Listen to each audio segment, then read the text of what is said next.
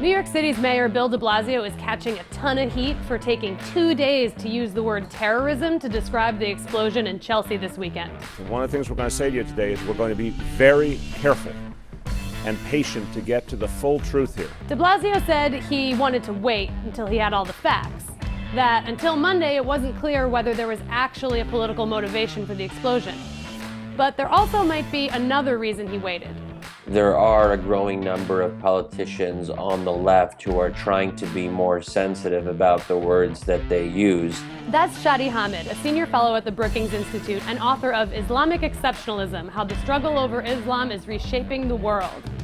He says more and more left-leaning politicians like de Blasio are realizing that terrorism is increasingly becoming a loaded term. I think, unfortunately, in our public discourse, terrorism has become equivalent to, hey, this guy's a Muslim and he's doing bad things.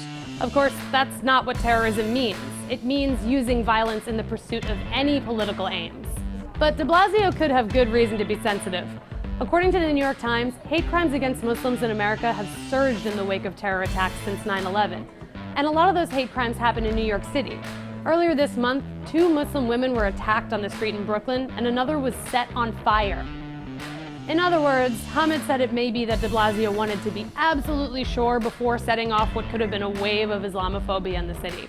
Democrats have become more comfortable saying, hey, this is a red line. Islamophobia is a real problem. And even Secretary Clinton has really gone out of her way to talk about Islamophobia and to say that this is a dangerous thing that we have to be very careful to avoid. This increased sensitivity to the term terrorism, though, is pitting politicians on the left and the right even further against each other when it comes to actually fighting terrorism. Take a listen to how former New York City Mayor Rudy Giuliani responded to de Blasio's reluctance to use the term. There seems to be more care and worry that we offend the terrorists than we protect America.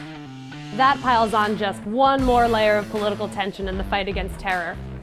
But some experts aren't sure it's worth it. I think that the debate about do you call it terrorism right away or not is actually a little bit silly. De Blasio is giving credence to kind of the small chance that this isn't terrorism, and sometimes it's not. Usually it is. But ultimately, you have to learn more about who the perpetrators are, what their motives are in order to really understand the situation. And that need for more information doesn't change whether or not we label something terrorism right away.